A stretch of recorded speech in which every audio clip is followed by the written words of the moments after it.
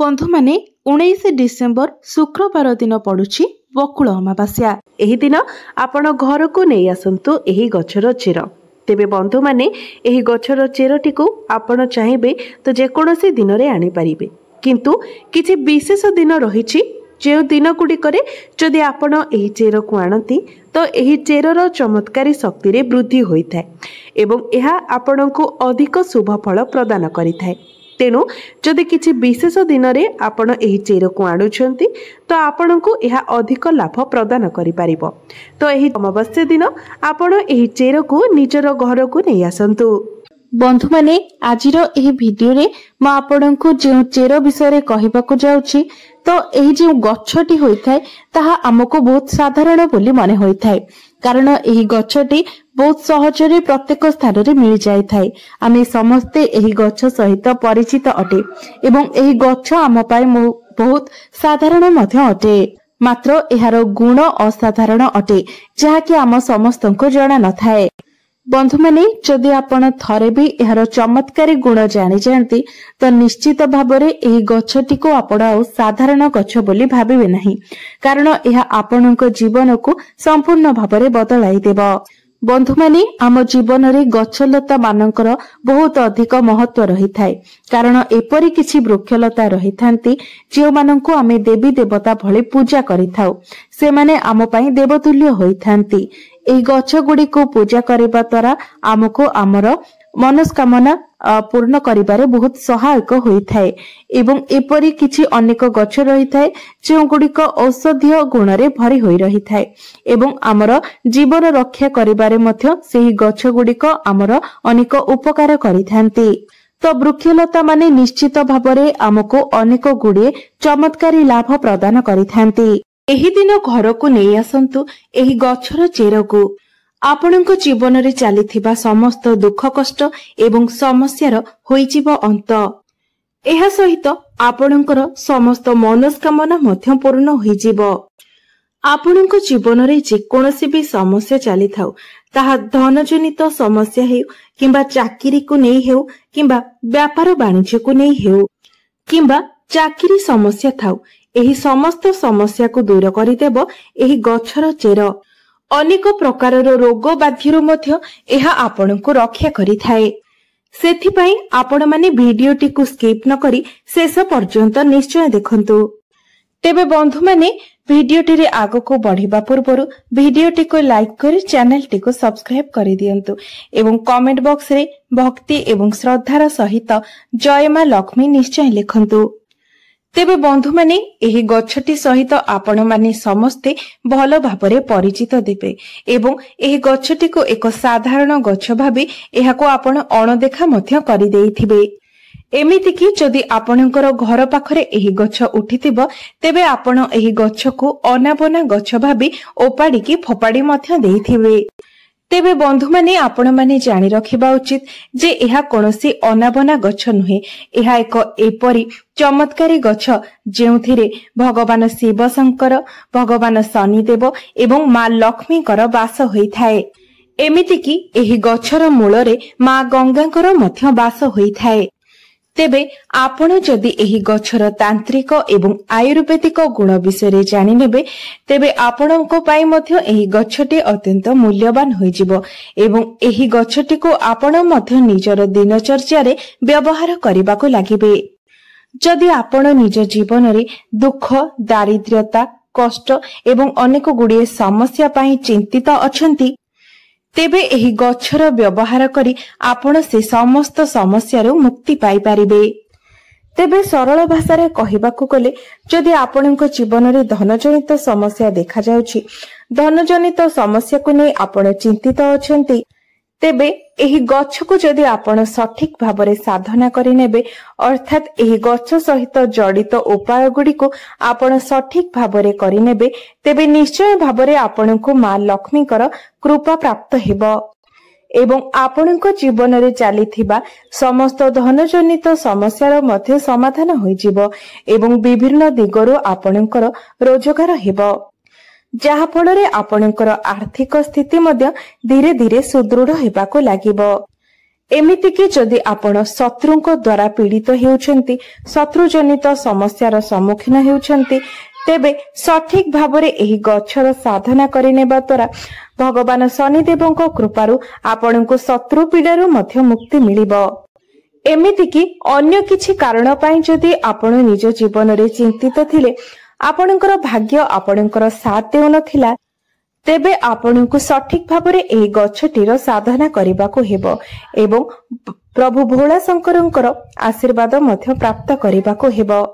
एवं आपण जदि प्रभु भोला शंकरंको प्रसन्न करिनियंती, तेबे काल भी आपणकर किछि असुविधा करि परिबो नाही, कारण भगवान भोला शंकर हेउछंती कालकर काल महाकाल।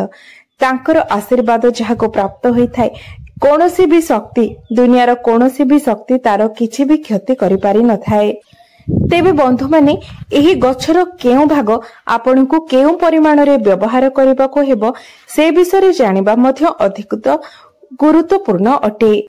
एवं जेउ विषय आज मो आपनकु एही वीडियो रे कहिबाको जाउछि, तेबे बंधु माने एही गछटीर दुईटी गुण रहिछि, आयुर्वेदिक गुण एवं तांत्रिक गुण। आयुर्वेदिक गुण अर्थात जदि आपण कोनोसी रोग को नै चिंतित अछंती, कोनोसी रोग पिछा आपण लक्ष लक्ष टका खर्च करिसेंती, तापरे भी आपनकु कोनोसी लाभ प्राप्त होई नाही, तेबे आपण एही गछटीर व्यवहार निश्चय भाबरे करि पारिबे। तापरे आपण निजे देखिबे जे आपणकर बेमारी निश्चय भाबरे धीरे धीरे भलो हेबाकु लागिबो। एही गछटीर महत्व आयुर्वेदिक रे बहुत अधिक रही अछि। एवं जदि आपण एही गछटीर तांत्रिक प्रयोग विषय जानि नेबे, तेबे आपण निज जीवन रे केबे भी कष्ट देखिबाकु पाइबे नाही। धनर स्रोत आपणको पई बढ़िबाकु लागिबो, धीरे धीरे आपणको गृहकु धनर आगमन मध्य बढ़िबाकु लागिबो। तेबे एही गछटीर ना हेउछि अपमार्ग गछ एवं एही गछटी सहित आपण माने निहाती भाबरे भलो भाबरे परिचित थिबे, कारण आम ओडिसा रे एही गछटी बहुत अधिक परिमाण रे देखिबाकू मिली थाए। प्रायतः सबु जगह रे एही गछटी रही थाए। तेबे बंधु माने एही गछटीर नाम एथि पई अपमार्ग, कारण अपमार्गर अर्थ हेउछि ओलोटा चलिबा एवं एहार मंची गुड़िक गछरे ओलोटा भाबरे रही थाए। तेबे एहार एही मंची गुड़िक ओलोटा रहिबा ही एही गछर विशेषत्व अटे। तेबे बंधु माने जदि आपण वास्तुशास्त्रर वनस्पति अध्ययनर अध्याय नंबर 51 को जिबे, सेठारे आपण परिष्कार भावरे देखिबाकू पाइबे जे साधु सन्यासी मुनि ऋषि माने एही गछर व्यवहार किपरि करुथिले। पूर्व काल रे एही गछको धर्मशास्त्र रे एक शुभ गछ बोली माना जाउथिला। एपरि मध्य माना जाउथिला जे एही गछर व्यवहार करी आपण निज शरीर रे पुष्टि सारर संतुलन को मध्य रक्षा करि पारिबे।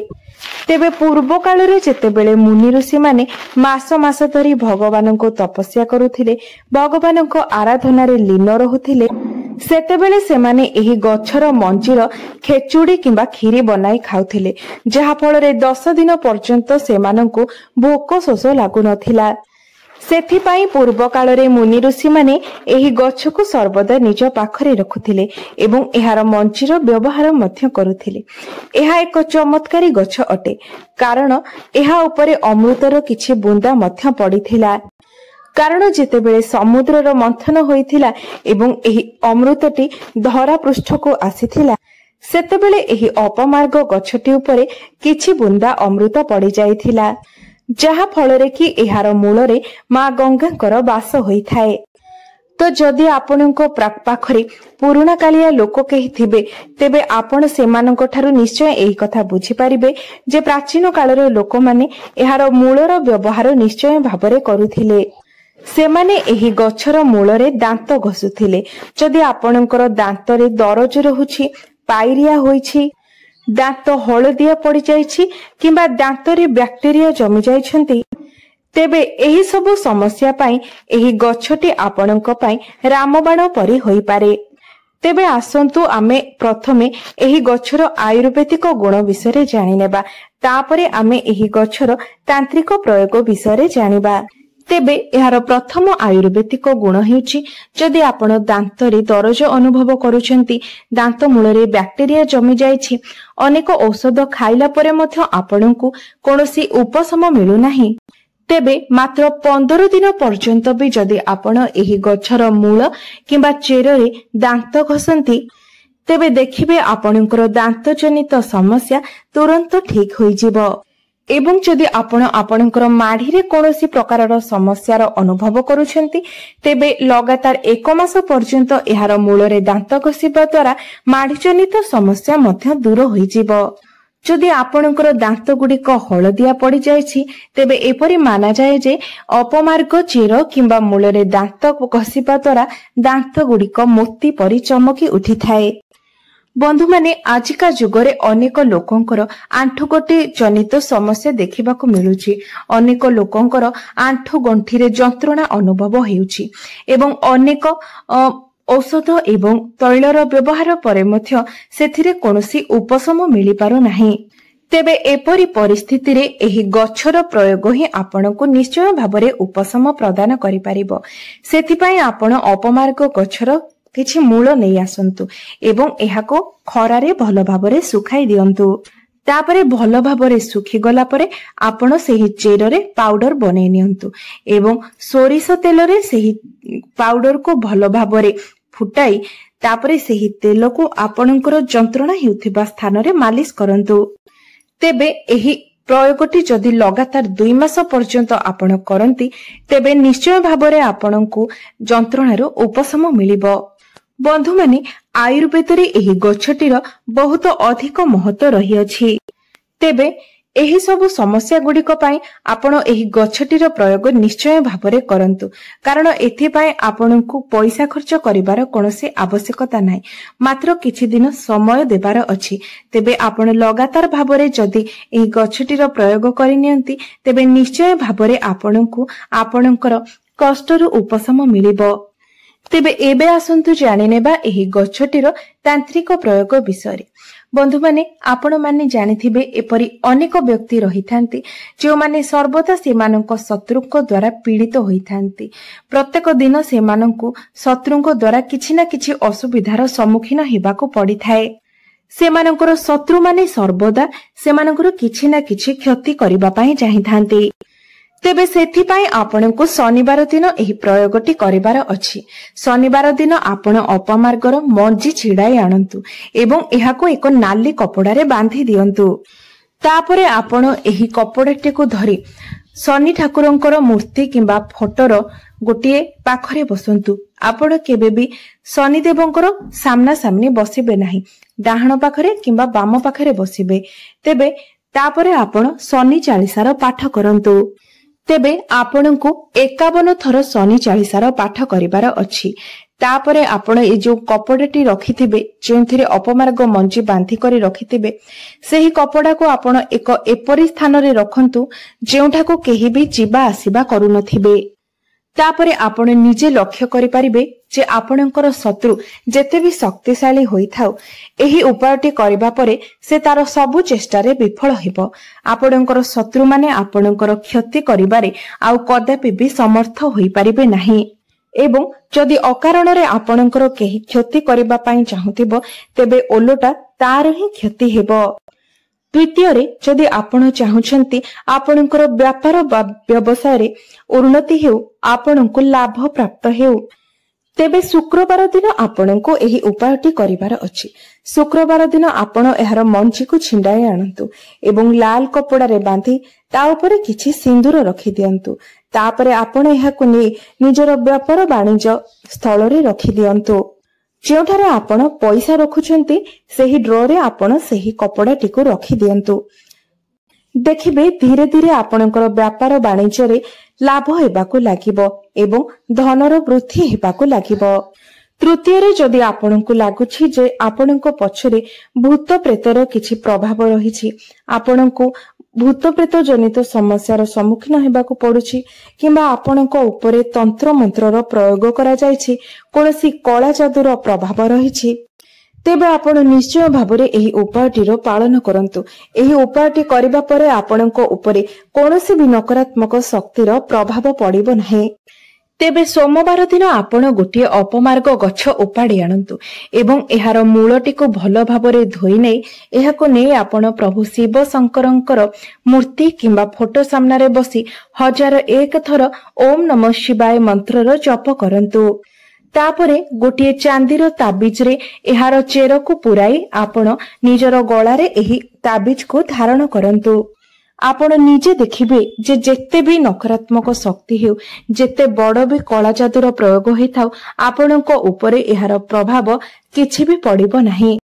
चतुर्थ उपायटी जदि आपण समाज रे निजर मान सम्मान पद प्रतिष्ठा वृद्धि करिबा पई चाहुथांती तेबे एही उपायटी निश्चय भाबरे आपणको पई फलप्रद हेबो। तेबे आपण माने निश्चित भाबरे जानती जे मंगलबारटी प्रभु हनुमान को समर्पित अटे। तेबे मंगलबार दिन आपण एही गछ को उपाड़ी आणंतु एवं एहार चेर को भल भाबरे धोई सुखाई दियंतु। तापरे आपण एहार चेरर एक पाउडर बनाई रखि दियंतु एवं आपण जेउ भी तिलक मथारे लगाउछंती सेही तिलकरे आपण एही पाउडर गोटे चुटकी मिसाई तिलक करिके लगांतु। देखिबे आपण जदि कोनोसी इंटरव्यू देबा पई जाउछंती निजर बिजनेस को नै कोनोसी मीटिंग करिबा पई जाउछंती तो सेथिरे निश्चित भाबरे आपणको सफलता प्राप्त हेबो। एहा व्यतीत एहाकु तिलक करी मथारे लगाइबा द्वारा आपणको कुंडली रे मंगलंकर स्थिति मध्य मजबूत होइथाय। तेबे बंधु माने उपाय गुड़िक अत्यंत सहज अटे। आपण जदि निजर किछि समय बाहर करी विश्वासर सहित एही उपाय गुड़िकर पालन करंती तेबे देखिबे निश्चय भाबरे आपणको एहार लाभ प्राप्त हेबो।